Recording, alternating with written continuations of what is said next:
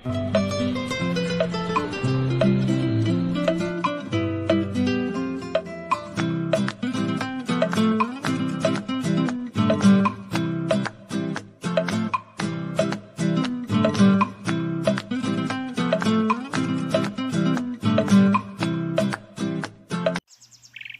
عليكم ورحمة الله. نتمنى تكونوا كاملين بخير وعلى خير وفي صحة جيدة.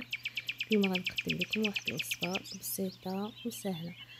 هنايا عندنا لا كريم فريش اونتيير، بصلة مشحرة بشوية ديال الزيت والزبدة، البطاطا اللي سلقت مع شوية الملحة، ثوم مصفي من الماء ناتور، وشوية الفرماج غابي اولا فرماج محكوك، لاباط بريزي.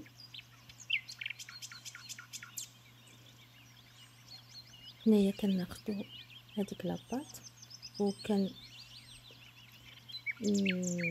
نسرحو عليها لا كريم فريش غير من واحد الجهه، كندهنوها مزيان. هاد لا كريم كيبان منها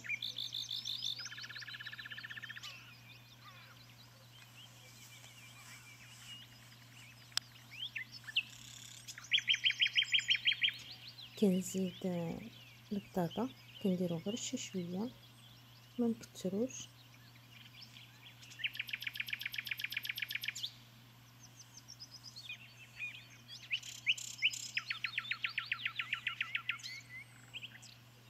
البصله كذلك،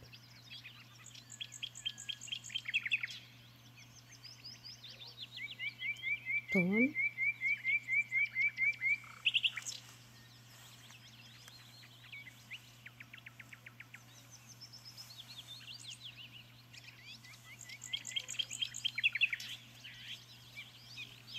والفرماج غابي.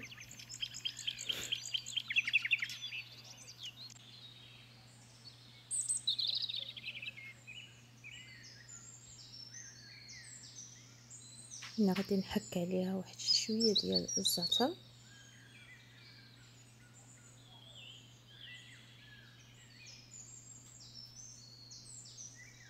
وندهن دوك الجوانب بالماء باش هاد الفطيره تسد مزيان، ما تحلش الفران ملي تكون كطيب.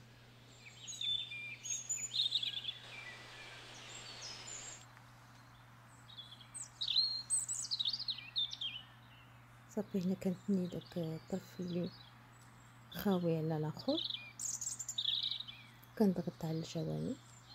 من الاحسن ناخدو فرشيط ونسدوها مزيان باش ما تسحلش.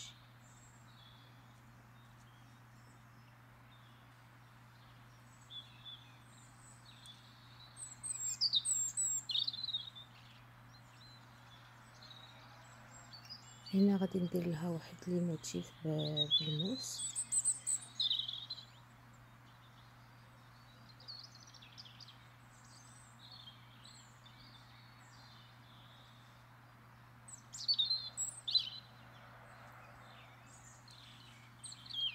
خديت بيضه كامله، دزت عليها واحد قطيرات نتاع الحليب، صافي كندهنو الوجه كامل.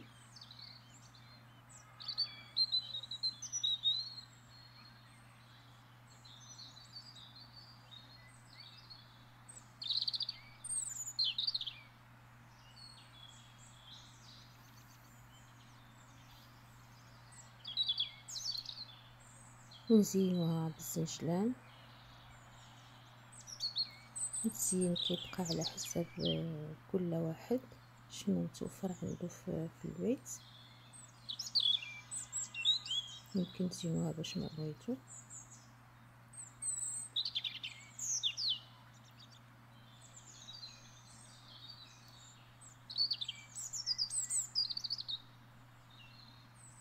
هنا غنعاود معكم واحده اخرى.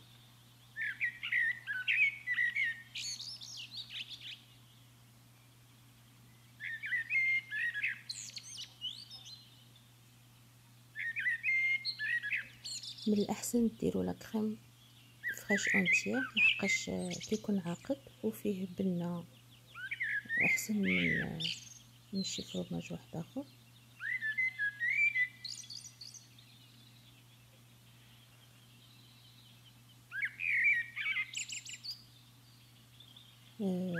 العمارة كتبقى على كل واحد وشنو باغي، يعني ماشي ضروري الواحد يدير البطاطا، ممكن ما ديروهاش، ممكن في عوض التون نديرو كفتة ديال الدجاج، ممكن كفتة.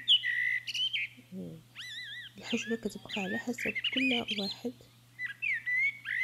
تقدروا تفنوا فيها، ممكن هي الخضار، كل واحد يدير اللي بغا، المهم هو الفكرة.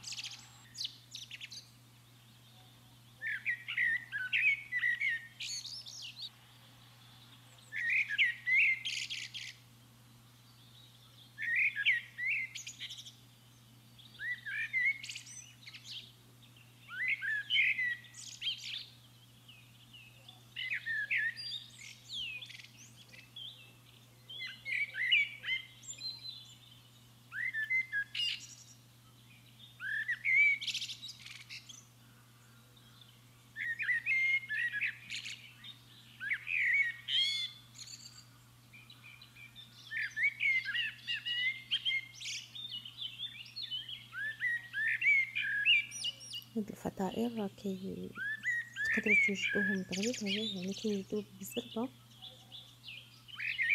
ما فيهمش قوه التماره ولا، راه بيت في كيوجدوا.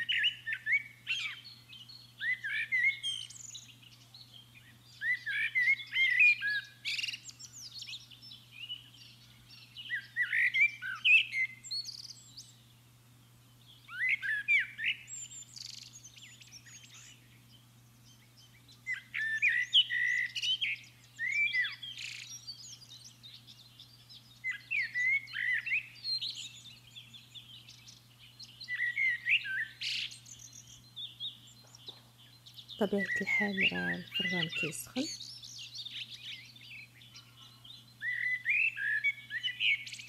درتو كيسخن على 180 درجه، شاعل من الفوق ومن التحت بالفرفاره.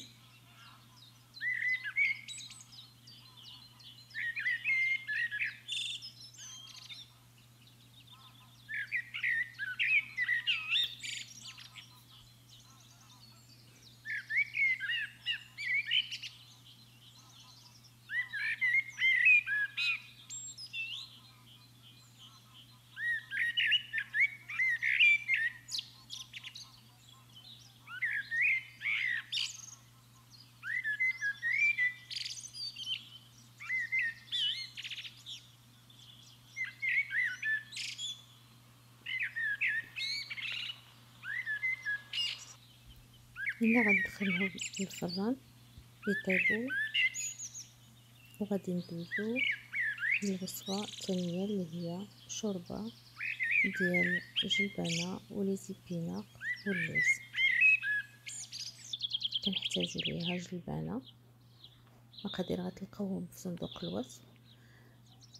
اللوز مسلوق اولا غير نسخنو الماء حتى يطيب، ونديروه فيه واحد 3 حتى 4 دقائق ونفسخوه. هنا عندي لي زيبيناق والبزار والملحه ونصف لتر نتاع الحليب. هاد الوصفه على باز هي ديال الترموميكس، ممكن نطيبوها غير في الطنجره عاديه، ماشي ضروري ترموميكس، هي غير الوصفه ديالو، اما نقدروا نطيبوها غير في طنجره ديال الضغط ولا في طنجره عاديه. هنا درت جلبانه واللوز، ضفت الحليب،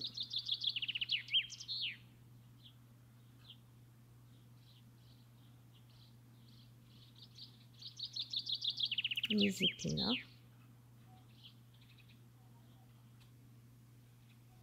طبيعه الحال انا غسلتهم مزيان وقطعتهم هكا عشوائي. الملحه،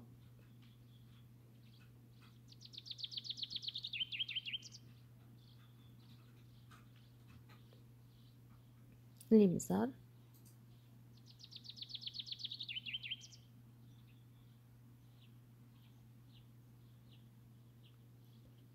هنا غادي نخليهم يطيبوا 20 دقيقه.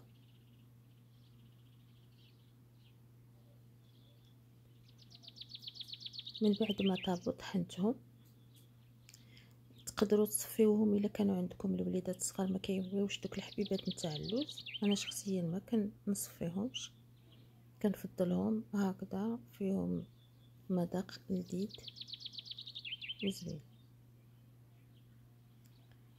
نتمنى تجربوا الوصفه وتنال الاعجاب ديالكم. دمتم في رعاية الله، وإلى وصفة قادمة إن شاء الله. مع السلامة.